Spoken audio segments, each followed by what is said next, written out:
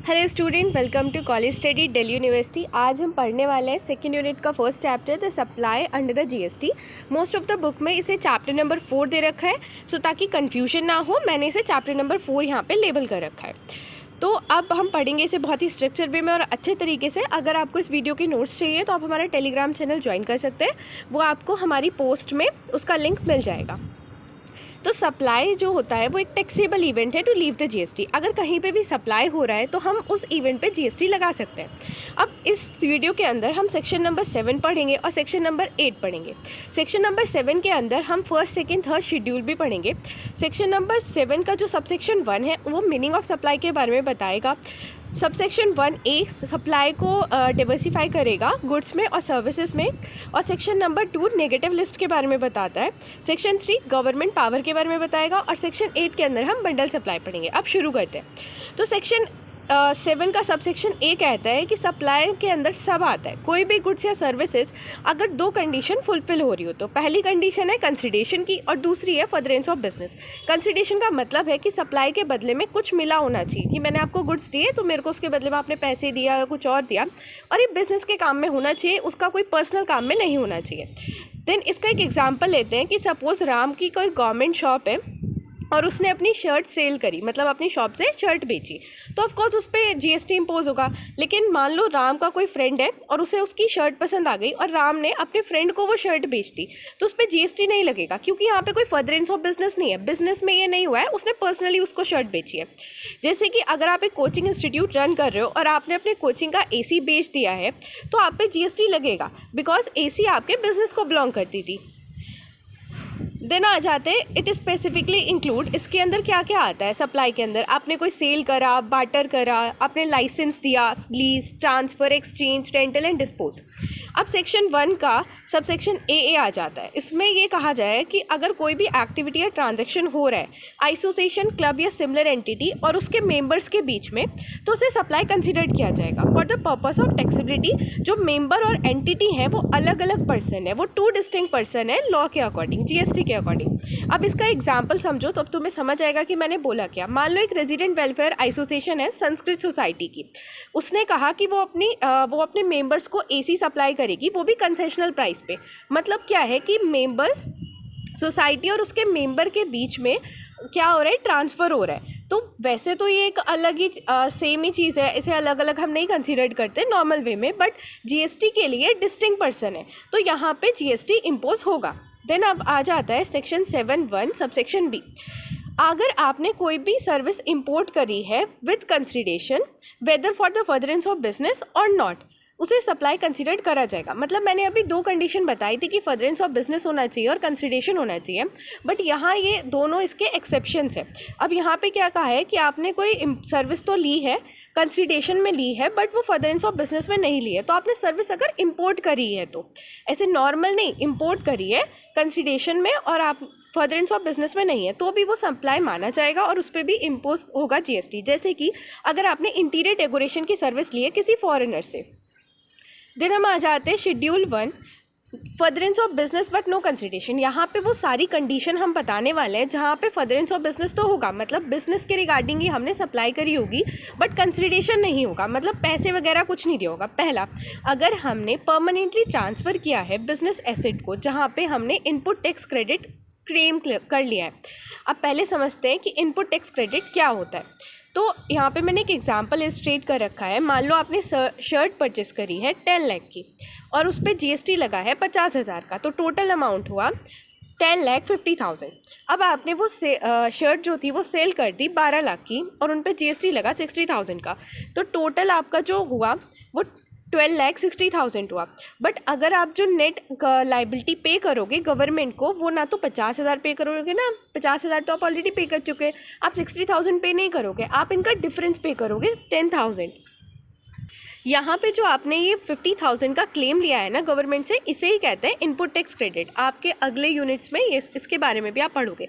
तो अगर आपने परमानेंटली कोई बिजनेस ऐसे ट्रांसफ़र कर दी है और उस पर इनपुट टैक्स क्रेडिट क्लेम कर लिया है तो उसमें कंसिडरेशन की ज़रूरत नहीं है, ठीक है।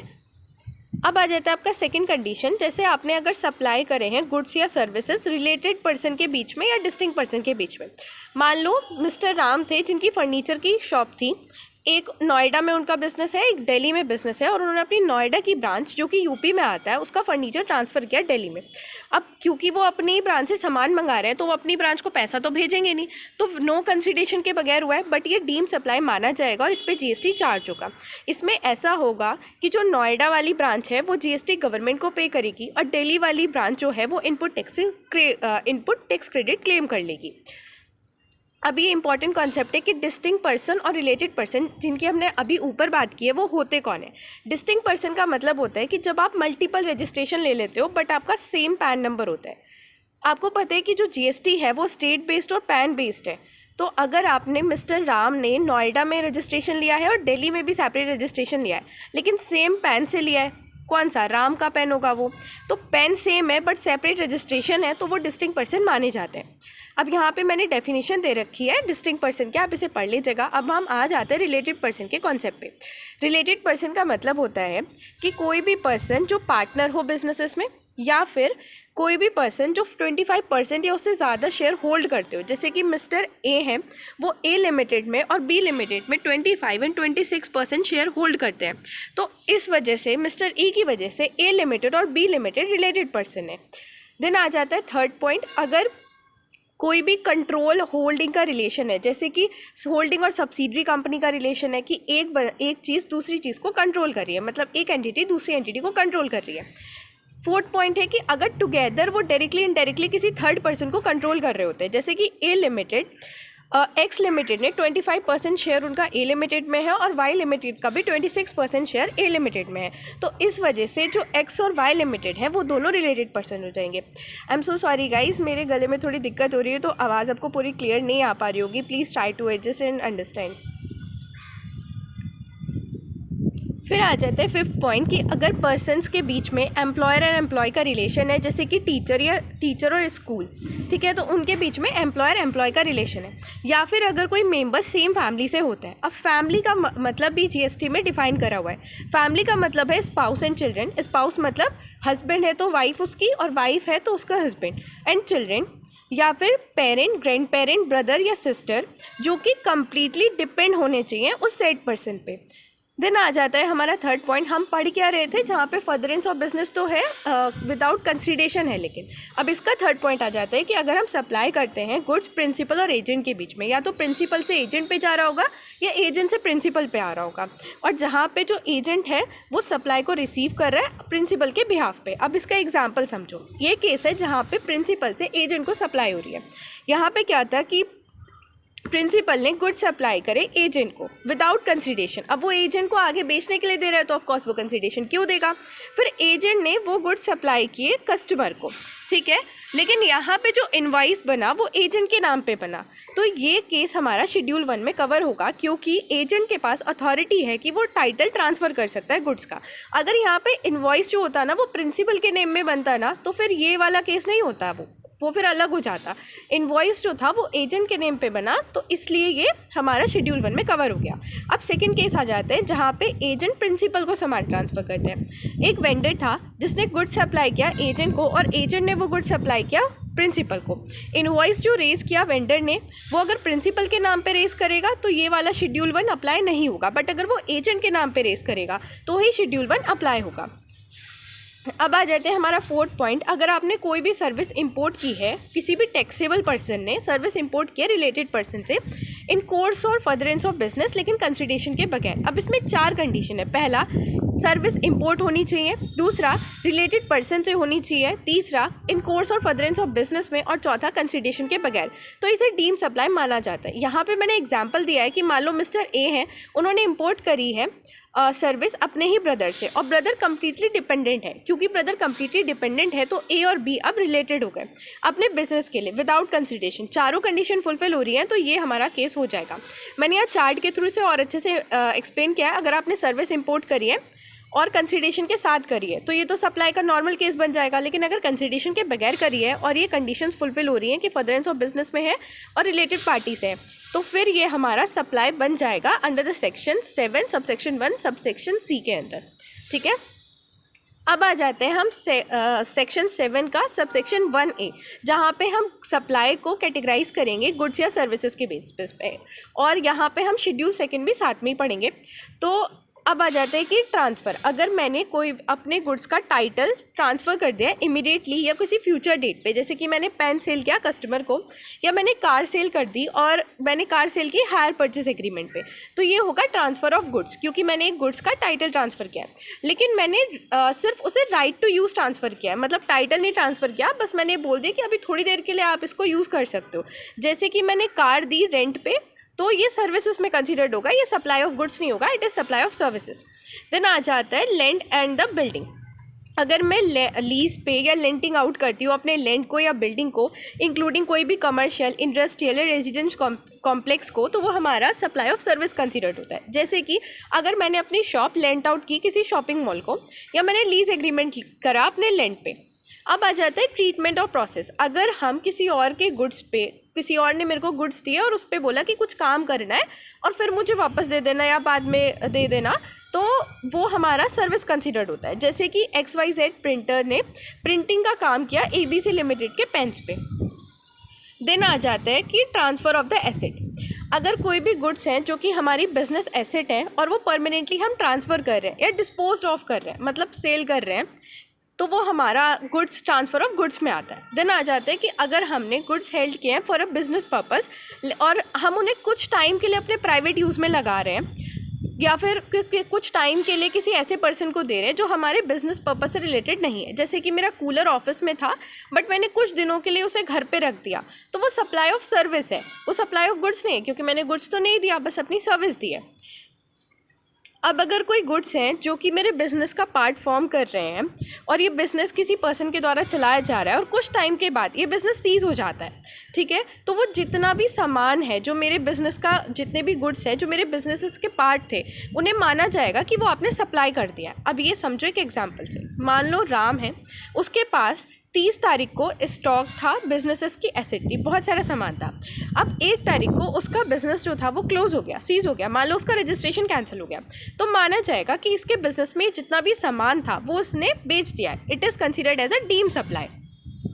अब इसकी 2 एक्सेप्शन है कि मान लो अगर बिजनेस ट्रांसफ़र हो गया एज अ गोइंग कंसर्न दूसरे पर्सन को, कि राम था उसने अपना बिजनेस ट्रांसफ़र कर दिया शाम को, तो ऐसा माना जाएगा कि ये जो स्टॉक और एसेट है वो सप्लाई नहीं हुई है, क्योंकि अब वो शाम बाद में उन्हें सप्लाई करेगा बिजनेस में और GST पे करेगा, तो डीम टू सप्लाई नहीं माना जाएगा।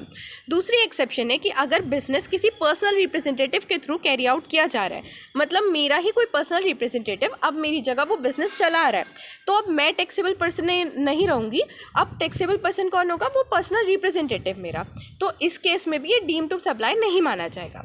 अब जो मैं सारी चीज़ें बताने वाली हूँ आगे, वो सप्लाई ही कंसिडर्ड है। हम अभी क्या पढ़ रहे थे कि गुड्स और सप्लाई में कैटेगरी पढ़ रहे थे, तो अभी तक गुड्स सप्लाई चल रहा था। अब जो पढ़ेंगे वो सारी सप्लाई होंगी। पहला, अगर मैंने सेल किया है कोई भी अंडर कंस्ट्रक्शन बिल्डिंग, जहाँ पे या तो पूरा या पार्ट ऑफ द कंसिडरेशन मुझे इशू ऑफ कंप्लीशन सर्टिफिकेट के पहले मिल गया है, तो वो मेरा कंसिडर्ड होगा सप्लाई ऑफ सर्विस।